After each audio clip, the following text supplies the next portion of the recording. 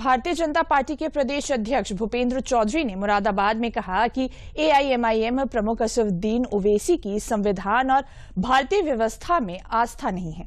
उनकी देश में शरीयत लागू करने की मंशा है। उन्होंने कहा कि ये मुस्लिम समाज के कमजोर लोगों और महिलाओं के हित में लाया गया बिल है।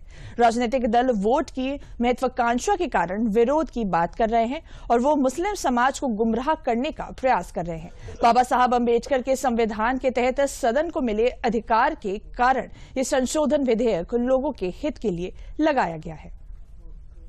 पर हमें पूरा समझना चाहिए, सभी प्रमुख राजनीतिक दलों की विपक्ष के लोग हैं, सबका ये नैतिक कर्तव्य है कि समाज में जो सुधार है, सुधार समाज के कमजोर वर्गों के लिए निश्चित रूप से उनके कल्याण के लिए हितकारी होंगे।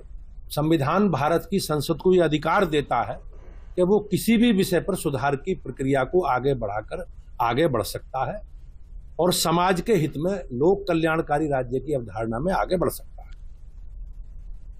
वहीं अमरोहा में भी प्रदेश अध्यक्ष ने कहा कि सरकार का काम लोगों को मूलभूत सुविधाएं प्रदान करना है और ये सुविधाएं बिना भेदभाव के लोगों तक पहुंच रही हैं। उन्होंने कहा कि वक्फ संशोधन बिल एक सुधार की प्रक्रिया है जो बदलते परिवेश में आवश्यक है।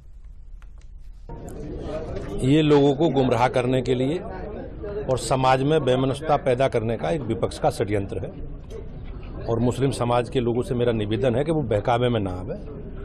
बिल केवल जो विधेयक है जो संसद से पारित हुआ है लोकसभा से, वो एक सुधार की एक प्रक्रिया है और हमारा संविधान सुधारों के प्रति हमेशा आग्रही रहा है और किसी के अहित में नहीं है, समाज के हित में है और एक बदलती हुई परिस्थिति में हम लोग सुधार की तरफ आगे बढ़ रहे हैं।